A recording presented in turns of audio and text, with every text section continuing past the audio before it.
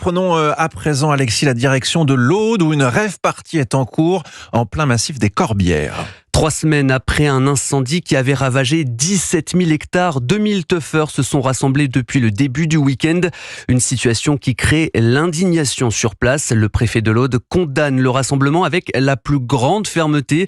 Les autorités rappellent également que la zone est pourtant interdite par arrêté préfectoral à toute circulation du fait de sa dangerosité et du risque incendie qui demeure sévère.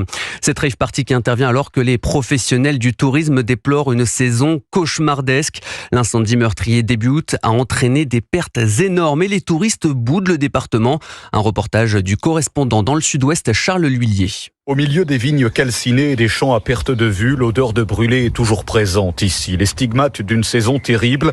Dans le camping de Yannick Rocher, 8 hébergements ont brûlé et les pertes touristiques sont énormes. On a vu une grosse colonne de fumée qui se dégageait à peu près 800 mètres, 1 kilomètre du camping. On était dans le sens du vent et il nous est tombé dessus très rapidement. À peu près 1 million d'euros de dégâts et 40% de pertes de clientèle.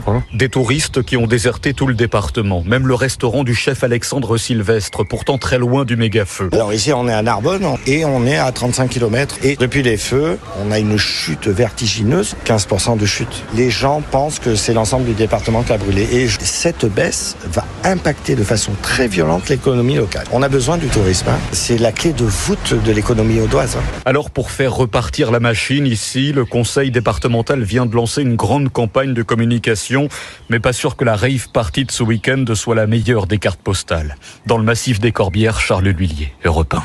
Les forces de l'ordre ont été envoyées pour déloger les teufeurs qui espèrent rester au moins jusqu'en début de semaine.